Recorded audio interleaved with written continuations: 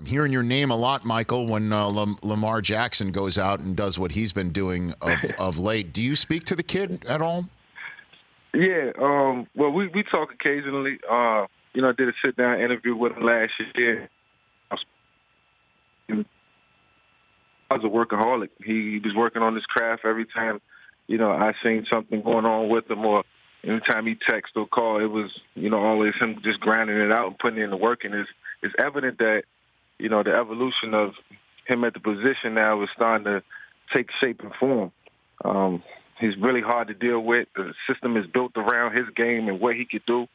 And I think a lot of these young quarterbacks are so familiar with these read option systems that they're starting to perfect it in the NFL. And it's a great thing to see Lamar playing at a high level.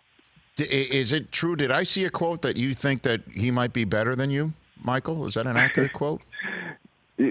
Well, I said that 3 years ago when he was in college and he dismantled Florida State in front of the entire world. And, the only thing I could do was recollect back to the times that I played with Virginia Tech and how, Florida State just gave us problems. And we had them on the ropes, but it was a tough game. And I had to do more than enough to put us in a position to try to win that game. And to see him go out there and just toy around with those guys, I think, the next generation should always be better.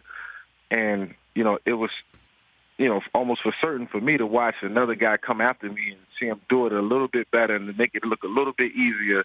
And I'm like, this guy is, he's better than me. He's better than what I was. And I said it in true meaning, and I meant it. And I meant for him to hear it and to motivate him. And I think he's taking that and run with it.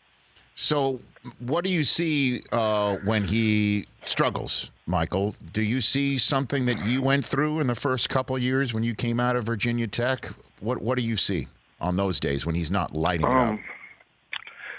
I think he's had some struggles early. I think one of the struggles, and I think when it becomes a similarity to me when I look at it, is that some games they go in and the playbook might not open up. It might not open up enough. And you're playing against an opponent, just say like, Drew Brees, and you got to, if it's not ball control, you got to be scoring points. And that doesn't happen. So it kind of puts you in a box and in a bind where, the playbook might not be as extensive that week and wide open. We're going to try to beat them, within the box, within the hashes, with the run game and short passes, and then all of a sudden you need long passes. So I had some games where it became difficult early in my career, too, like my second, third year before we went into a game with so many plays that, if anything was to happen and, we got stymied, then we can go to something that, can open up the playbook and, change the dynamic. So, yes, early in my career I did, and I see that in a couple games that Lamar's played in this year where he was just stuck in the box.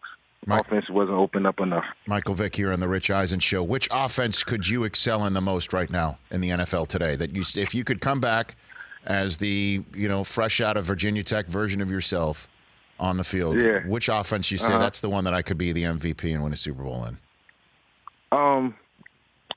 I would say the offense that Lamar's running right now, because it's not just zone read based; it's a part of their offense. But I think Greg Roman is probably one of the best at it. He did a great job with Colin Kaepernick. He did a great job with Tyrod Taylor. And anytime he has a mobile quarterback, they seem to do very well. And I think he understands the run game really well. And then passing off of the run game, which includes the RPO, which includes more zone reads. I think it just puts defenses in a bind. And if you have the talent to take advantage of that for 4 quarters, then you're going to really stand out. So I think I will be an amazing quarterback in his system. Well, it's funny you mentioned that because a lot of people think the Ravens can't win the Super Bowl with this offense, even though, as you point out, Roman was the OC for Colin Kaepernick, and they were one red zone success away from winning it all. Yeah, and it's almost the same formula, Rich. Don't want to give away too much of the game plan because, listen, we talk about the game and we give insight, but that's what we're supposed to do. But it's up to a defense to stop what they're trying to do. But man, I think they can they can get as far as they want to go. Obviously, they have to open it up a little more and come with new concepts as the season goes on.